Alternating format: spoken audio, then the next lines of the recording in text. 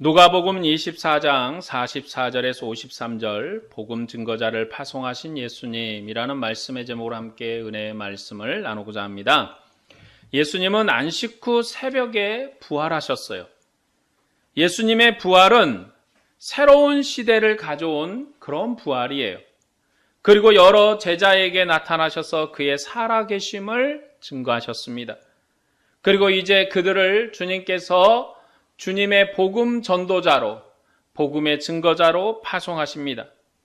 오늘 말씀은 제자들을 부활의 복음을 증거하도록 파송하시는 말씀이에요. 본문 44절에서 45절 말씀을 보겠습니다. 또 이르시되 내가 너희와 함께 있을 때 너에게 말한 바 곧 모세 율법과 선지자의 글과 시편의 나를 가리켜 기록된 모든 것이 이루어져야 하리라 한 말이 이것이라 하시고 이에 그들의 마음을 열어 성경을 깨닫게 하시고. 이스라엘이 성경을 구분하는 방법은 세 가지예요. 모세 율법, 선지자의 글, 거룩한 문서인 시편으로 이렇게 세 가지로 구분을 합니다. 모세 율법과 선지자의 글과 시편이라고 하면은 구약 성경 전체를 말하는 것이에요.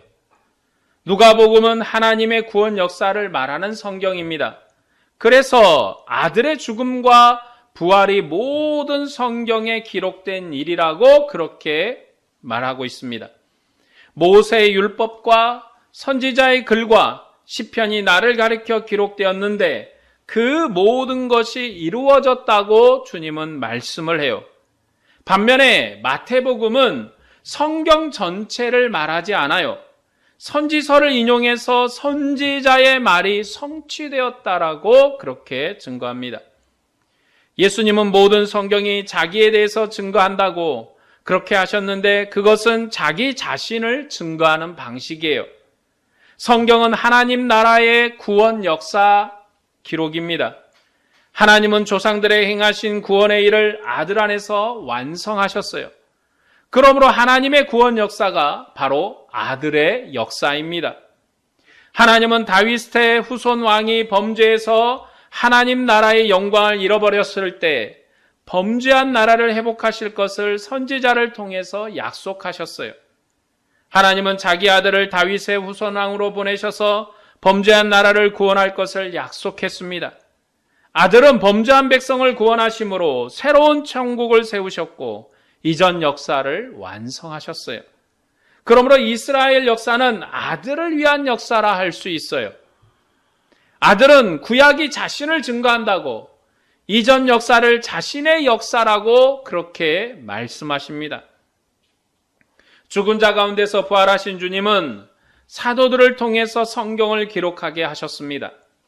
그것은 주님께서 사도들을 구원 역사의 새로운 증인으로 세우신 거예요. 하나님의 나라, 이제 예수 그리스도 안에 이루어진 아들의 나라의 새로운 증인이 누구인가? 바로 사도들이에요. 바로 제자들이 이제 이 나라의 새로운 증인이에요. 아들의 나라에서 구약과 신약이 진정한 하나님의 말씀으로 완성되었습니다. 주님께서 구원 역사를 완성하셨기 때문에 주님은 이스라엘의 역사를 자신의 역사라고 말씀해요. 그리고 이 주님이 이루신 이스라엘의 역사, 하나님의 아들의 역사를 제자들에게 증거하게 했습니다. 그래서 주님은 사도들을 가르쳤어요.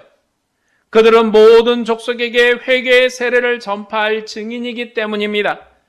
주님은 새로운 성전을 지으셨고 새로운 왕으로 새로운 통치를 하셨습니다. 이것은 이스라엘 위한 것이 아니라 모든 족속을 위한 것입니다. 그리고 아들이 세상을 통치한다는 것이 바로 복음이에요. 아들이 세상을 통치한다는 것이 바로 구원입니다. 본문 46절 말씀을 볼까요? 또 이르시되 이같이 그리스도가 고난을 받고 제3일에 죽은 자 가운데서 살아날 것과 주님은 자신의 고난과 제3일에 죽은 자 가운데서 살아날 것이 약속되었다. 그리고 그 일이 이루어졌다 말씀하십니다. 인자가 고난과 영광을 받는 것이 약속을 성취하는 거예요. 인자의 고난과 영광은 이미 약속된 것이고 그 약속이 성취된 것이 바로 주님이 부활하신 것이 약속의 성취라는 거예요. 메시아의 고난을 약속한 성경은 여러 군데 있지만 그 중에 특별히 이사야 53장이 대표적이라 할 수 있습니다. 그러나 이 이사야에만 메시아의 고난과 영광이 기록된 것이 아니라 여러 성경에 인자의 고난과 영광을 약속하고 계셔요. 그 대표적인 것이 선지서입니다. 선지서는 메시아에 대한 약속이 많아요. 하나님은 범죄한 이스라엘의 새로운 구원을 약속하셨습니다. 그 구원은 새로운 다윗 왕을 주시겠다라는 그런 약속이에요.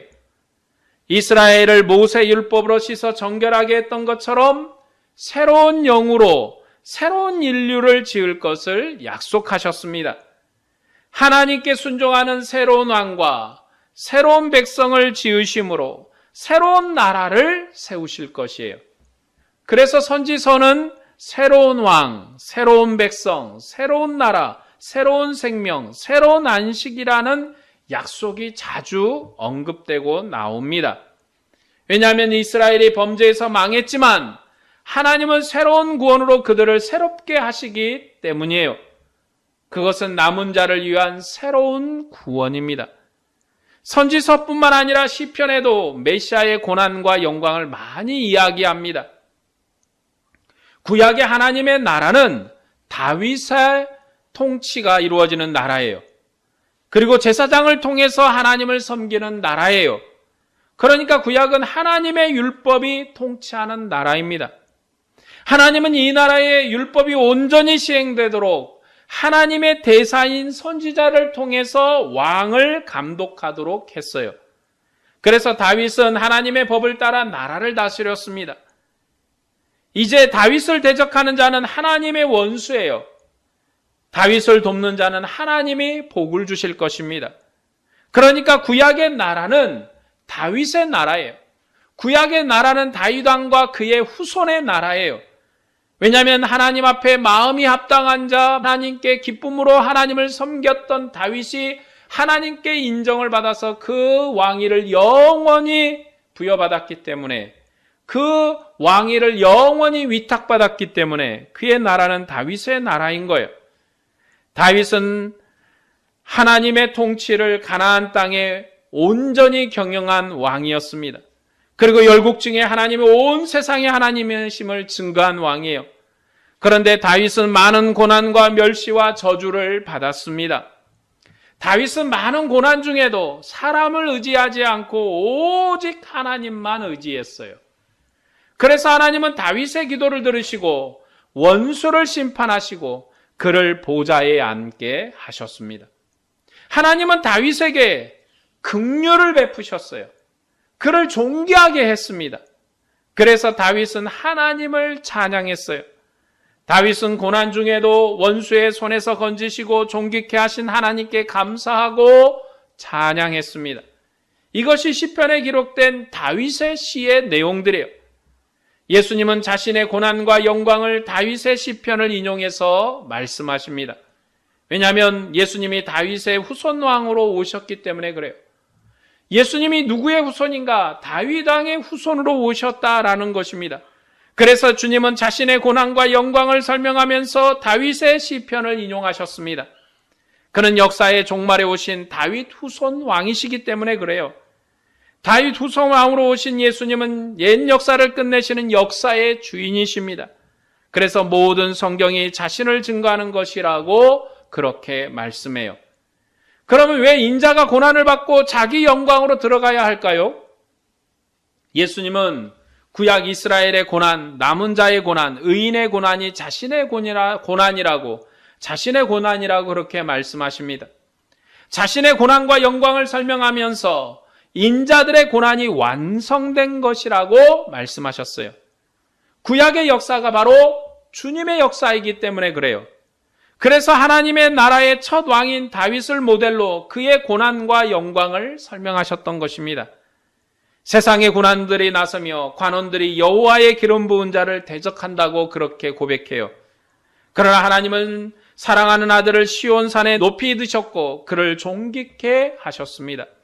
이제 그가 왕으로 만국을 통치하셔요. 예수님은 하나님의 아들로 멸시와 천시를 받으셨고 부정하고 더러운 이방인의 손에 넘겨져서 십자가에 돌아가셨습니다. 그러나 하나님은 그를 죽은 자 가운데서 살리셨어요. 그를 죽은 자 가운데서 살리심으로 이스라엘의 구원자로 높이 드셨습니다. 천하 만민의 구원자로 영광스럽게 하셨습니다. 주님이 고난을 받으셨기 때문에 영광을 얻으신 거예요. 주님이 고난과 영광을 받으셨기 때문에 모세율법과 선지자의 글과 시편이 증거하는 것이 완성되었던 것입니다. 그래서 주님께서는 모든 성경이 나에 대해서 증거했고 내가 그 일을 완성했다고 마지막 제자들을 떠나는 그 순간에까지 자신을 그렇게 증거합니다. 주님이 제자들에게 가르치신 마지막 가르침은 내가 구약의 모든 것을 완성했고 구약의 모든 약속을 이루었고 그리고 이제 너희가 이 일의 증인이라고 그들을 보내시는 것입니다. 본문 47절 말씀을 볼까요? 또 그의 이름으로 죄사함을 받게 하는 회개가 예루살렘에서 시작하여 모든 족속에게 전파될 것이 기록되었으니 예수님은 그의 이름으로 죄사함을 받게 하는 회개가 예루살렘에서 시작하여서 모든 족속에게 전파될 것이라고 기록되었다라고 가르쳤습니다. 모든 족속에게 전파될 죄사함이 바로 복음이에요. 회개가 바로 복음이에요. 그리고 이런 일이 이전 역사에 기록되었고 그리고 이전에는 없었지만 새로운 역사로 그들에게 이루어질 것을 말씀합니다. 이전에 이미 약속되었지만 완성되지는 않았어요. 그런데 이제 이것을 완성해서 주님이 제자들을 통해서 세계와 만방에 천하 만민에게 복음을 전하게 하셨습니다. 이전에는 약속되었지만 이루어지지 않은 일이에요. 그러나 그 일이 이루어졌고 이전에 없었던 일을 주님은 세계와 만방에 이루시고 보내십니다. 하나님의 아들은 새로운 나라를 세우신 분이세요. 예수님은 새로운 회개와 새로운 세례를 천하 만민에게 전파하셔서 만민을 하늘 성소로 인도하시는 영원한 왕이시고 대제사장이십니다. 하나님이 자기 백성을 이렇게 인도하는 것은 이전 역사에 없었어요. 하나님이 신의 산에서 말씀하시고 성전에서 말씀하시고 그렇게 하셨지만 제자들을 직접 파송하셔서 천하 만국과 열국에 다니면서 직접적으로 모든 열방을 자기의 품으로 품는 일은 이전 역사에서는 없었던 일입니다. 왜냐하면 이전 역사에서 주님의 복음, 여호와의 율법은 그의 조상들이 들었고 이스라엘의 조상들이 들었고 그리고 그 후손들이 다시 자기의 후손들에게 전파했고 그리고 그 후손들은 자기 조상의 말을 자기의 후손들에게 다시 전하면서 그 나라가 왕성하게 선 모습을 보고 이방이 무릎 꿇게 하는 나라의 복음으로 전하게 했어요. 그러나 주님은 그렇게 하신 것이 아니라 자기의 제자들, 자기의 증인들을 천하 만국 그리고 천하 만민에게 보내서 그들에게 하나님의 영광과 하나님의 능력과 하나님의 존귀함을 보도록 그렇게 역사하신 것입니다. 이것이 바로 이전 역사와 다른 역사예요. 이전 역사는 혈과 육으로 이루어진 나라의 역사였어요. 이스라엘의 아브라함의 후손이 그리고 아브라함의 후손들이 혈육으로 난 자들이 계속 율법을 이어받고 상속받아서 이루어진 나라였어요. 그러나 주님이 세우신 나라는 혈과 육으로 이루어진 나라가 아니에요. 우리 아버지가 믿었으니, 우리 할아버지가 믿었으니, 우리 할머니가 믿었으니 나의 믿음도 온전하다고 고백하는 나라가 아니에요. 나의 믿음이, 나의 신앙의 고백이, 내가 주님을 사랑하는 그 마음이 온전하게 주님 앞에 서는 나라가 바로 이 나라예요. 우리 아버지가 어떤 분이십니다. 우리의 믿음은 벌써 3대째입니다. 물론 그런 것들이 교육에 좋은 버팀목이 되고 또 좋은 밑거름이 되고 좋은 환경이 되고 그래서 그들의 믿음이 좋게 성장할 수 있는 큰 버팀목이 될 수 있겠죠. 그러나 우리가 주님 앞에서 자랑할 것은 나의 믿음이에요. 내가 주님을 어떻게 믿었는지. 비록 우리의 조상은 예수 안 믿고 우리의 조상들은 우상 숭배를 하고 우리의 조상들은 악한 범죄 가운데 살았어도 내가 어떻게 주님을 고백하고 내가 어떻게 주님을 따르고 내가 어떻게 주님 앞에 서는가, 그게 중요해요. 사도 바울이 이전에는 예수를 잡아 죽이는, 예수님을 믿는 자들을 잡아 죽이는 사람이었어요. 그는 열심히 있었고 최선을 다했고 수고를 다해서 예수님을 핍박했던 자예요. 그런 자가 믿음이 변화되고 새롭게 되어서 예수 안에서 오직 주님만을 섬기고 주님을 따르는 믿음의 사람으로 변화되었습니다. 그렇기 때문에 우리의 조상이 어떤 믿음을 가지고 있었는지, 우리의 조상들이 어떤 신앙을 가지고 있었는지 그게 중요한 게 아니에요. 왜냐하면 주님께서 이루시는 새로운 나라의 역사는, 새로운 은혜의 역사는 이전과는 다른, 이전의 혈과 육으로 세워진 그런 역사와는 다른 새로운 은혜의 시대를 여셨기 때문에 그렇습니다. 주님은 그의 이름으로 죄사함을 받게 하는 회개를 모든 족속에게 전파하셨습니다.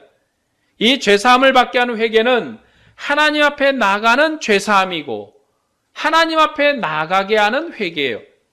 그러니까 죄사함과 회개는 같은 개념이에요. 회개한다, 죄사함을 받았다, 같은 거예요. 회개하고 죄사함 받고 죄사함 받아 회개하는 것이에요. 죄사함은 구약 개념으로 부정한 자가 하나님 앞에 정결함을 얻는 과정입니다. 구약 때 부정한 자는 하나님의 성소에 나갈 수가 없었습니다. 부정한 자가 성소에 나가려면 속죄제를 드려 정결함을 얻어야 했어요.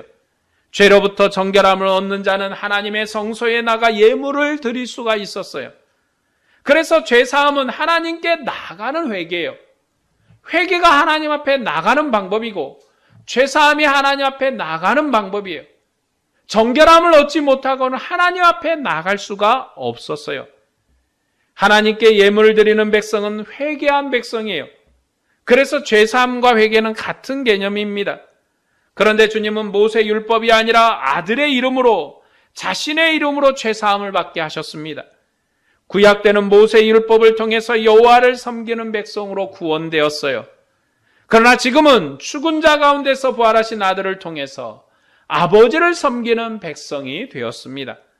그래서 모세 율법과 선지자의 글과 시편의 구원은 예루살렘에서 시작되었지만 이제 주님이 이루시는 구원은 주님의 이름으로, 주님의 역사로 시작되었음을 말씀합니다.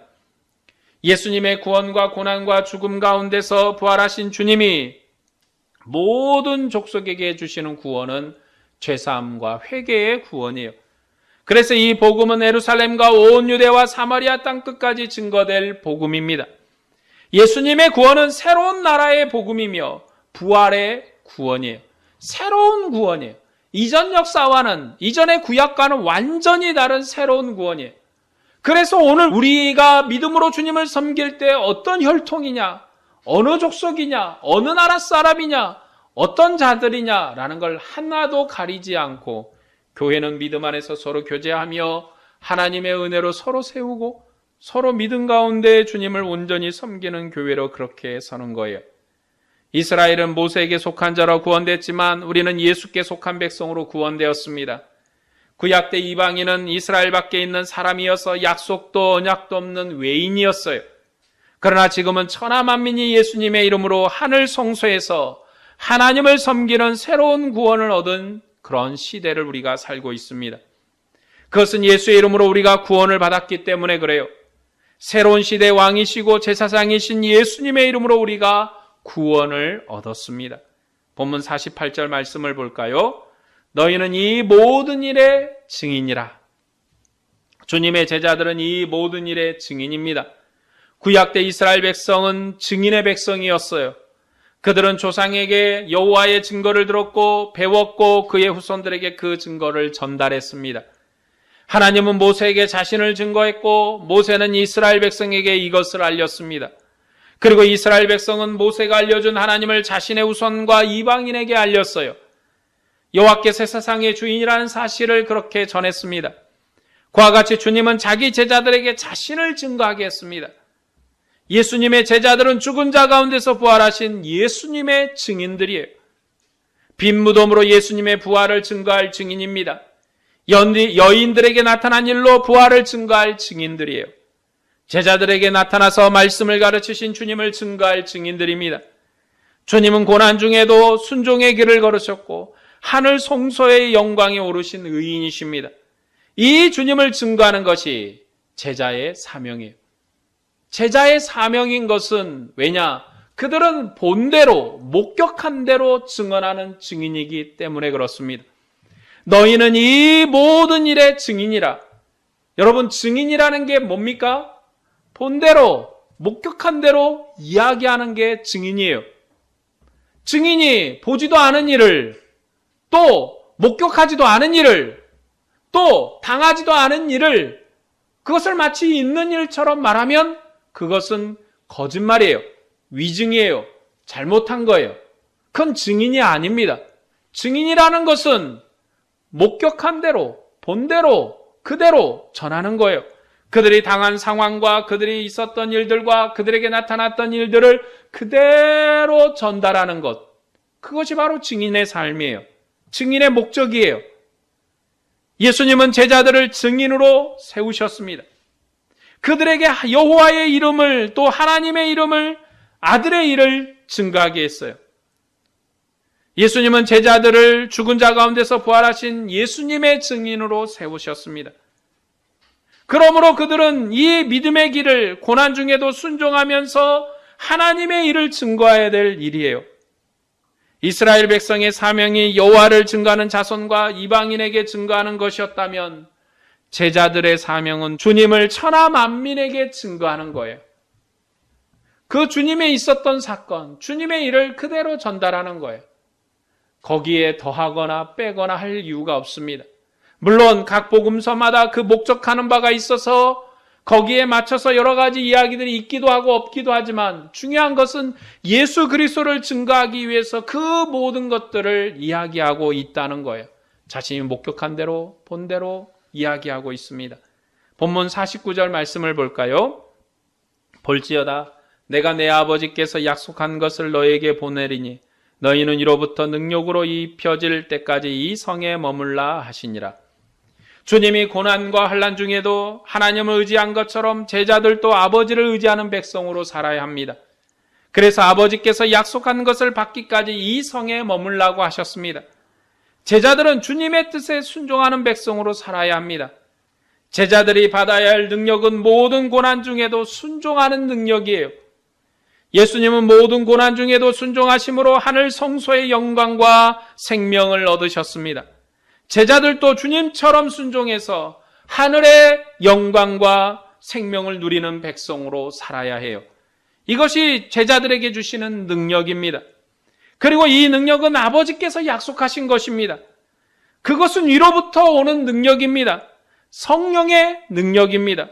그 능력은 모든 족속에게 복음을 증거하는 능력이에요.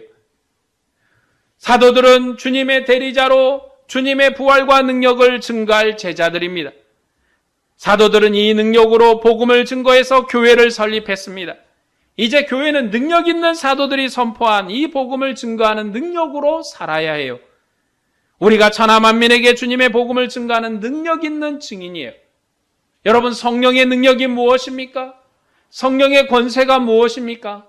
바로 주님을 증거하는 능력이에요. 복음을 전파하는 능력이에요. 복음의 일에 권세를 나타내는 능력이에요. 우리는 성령의 능력, 그러면 신유의 능력, 또 예언의 능력, 여러 가지 이런 권세와 이상적이고 또 이적과 같은 일들을 주로 말하지만 그 모든 목적이 무엇으로 결정됩니까? 복음 전도로 결정이 돼요. 그러니까 성령의 능력을 발휘한다. 성령의 권세를 발휘한다는 것은 나의 이득이나 나의 몸의 건강을 위한 것이 아니라 바로 복음 전파를 위한 거예요. 왜냐하면 성령은 처음부터 이 복음 전파를 위해서 우리에게 오신 분이에요. 우리가 복음 증거하다가 외롭고 슬프고 고통스럽고 눈물을 흘릴 때 우리를 위로하시는 분이에요. 왜요? 다시 일어나서 복음을 전하라고. 우리가 복음 전하다가 힘들고 어렵고 정말로 복음 전함이 막힐 때 능력과 권세로 역사하시는 주님이에요. 왜요? 그걸 통해서 주님의 권세가 복음 전도의 사명을 이루시기 때문에 그래요. 우리가 아무리 많은 말을 하고 아무리 많은 노력을 하고 아무리 많은 수고를 해도 사람의 마음을 열 수가 없어요. 사람의 마음을 어떻게 열어? 해칠 수가 없어요. 그런데 성령이 택한 자의 마음을 열어서 주를 보게 하시고 주의 말씀을 듣게 하십니다. 본문 50에서 51절 말씀을 볼까요? 예수께서 그들을 데리고 베다니 앞까지 나가사 손을 들어 그들에게 축복하시더니 축복하실 때 그들을 떠나 하늘로 올려지시니 주님은 제자들에게 능력을 약속하시고 하늘 성소의 영광스러운 자리에 오르셨습니다. 주님은 죽음을 이긴 생명의 손을 들어 제자들을 축복하셨어요. 생명의 손을 들어 이 하나님의 이름으로 제자들을 축복하셨습니다. 본문 52에서 53절 말씀입니다. 그들이 그에게 경배하고 큰 기쁨으로 예루살렘에 돌아가 늘 성전에서 하나님을 찬송하니라. 예수님을 배웅한 제자들은 큰 기쁨으로 예루살렘으로 돌아갔습니다. 그리고 성전에서 하나님을 찬송했어요. 주님의 부활 이전과 이후로 주님을 찬송하는 것이 많이 달라졌어요. 구약의 이스라엘 백성은 휘장 밖에서 하나님을 경배하는 백성이었어요. 주님이 부활하기 이전의 제자들도 휘장 밖에서 하나님을 경배하는 백성이었어요. 그러나 이제 주님이 부활하시고 죽음을 이기신 이후로는 하나님을 직접 대면하여 찬송하는 백성으로, 그들은 하늘 성소의 영광으로 하나님을 찬양하는 백성으로 사는 거예요. 오늘 우리는 하나님을 대면하며 하나님의 품 안에서 주님을 찬양하는 새로운 예배 공동체로 주님 앞에 서 있습니다. 바로 우리가 하나님을 대면하는 백성으로 사는 거예요. 아니, 하나님이 어디 계셔요? 하늘에 계셔요? 땅에 계셔요? 우리 어디에 있어요? 너무나도 쉬운 건데 사실은 우리가 하나님을 너무 멀리서 또 너무 이상적으로 찾을 때가 있습니다. 내가 내 안에, 내가 너희 안에 있을 때 너희는 무엇이든지 구하라고 주님은 말씀하셨어요. 하나님의 영이 아니고는 그의 사정을 알 수 없다고 하셨어요. 그렇기 때문에 우리 안에 하나님이 계시고 우리가 하나님 안에 있습니다. 그렇기 때문에 우리와 하나님은 하나예요. 그게 무슨 말입니까? 하나님이 우리의 일생 동안, 우리의 모든 삶 동안 함께 동거하시고 동행하시고 함께하고 계신다는 거예요. 그렇기 때문에 우리는 매일매일 하나님을 대면하고 하나님의 품 안에서 주님을 찬양하는 예배 공동체로 사는 거예요. 오늘 말씀을 정리하겠습니다. 우리는 주님께서 약속하신 능력을 이미 알고 있습니다. 오순절날 약속하신 성령이 임하셨고 제자들은 권능을 받아 예루살렘과 온 유대와 사마리아와 땅끝까지 부활하신 주님을 증거했어요. 주님의 제자들은 예수님의 증인으로 능력 있게 복음을 증거했습니다. 이런 제자들을 통해서 천하만민이 하나님의 큰 일을 봤습니다. 이 12제자를 통해서 천하만민이 하나님의 음성을 들었습니다. 이 시대는 교회가 이제 복음을 전하는 시대예요. 오늘 우리의 시대는 교회가 복음을 전합니다. 교회의 권능과 능력이 무엇입니까? 사도들이 증거하는 것을 전하는 거예요. 우리가 무언가를 만들어서 전하려고 하면 안 돼요.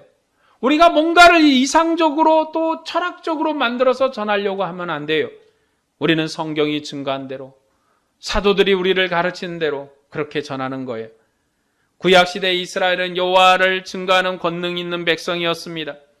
이스라엘은 애굽에서 자신을 구원하신 여호와를 증거하길 여호와는 천지 창조의 주님이시라고, 신의 산에서 율법의 말씀을 주신 분이라고 그렇게 증거했습니다. 그가 가나안 땅에 기업을 주시고 예루살렘 성소에 자기 백성을 만나는 열국의 하나님이라고 증거했습니다.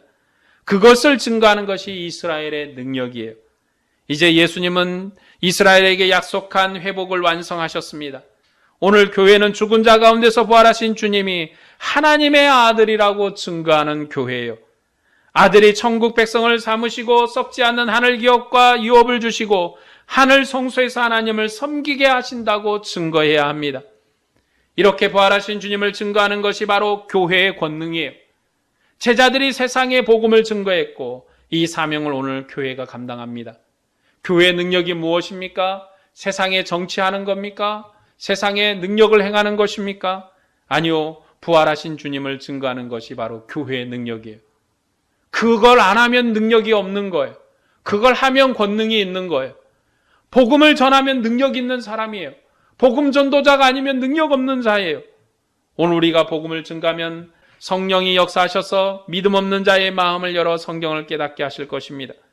성령은 믿음 없는 자의 어두운 눈을 열어서 죽은 자 가운데서 부활하신 주님을 보게 할 것입니다. 이것이 교회가 복음을 증거하는 권능입니다. 오늘 우리는 복음을 증거하는 능력 있는 증인으로 살아야 해요. 여러분 모두가 주님의 복음을 증거하는 백성으로 능력 있는 삶을 사시기를 소망합니다. 오늘 또 주님의 증인으로 사는 여러분에게 하나님의 은혜와 평강이 충만하기를 축복합니다. 기도하겠습니다.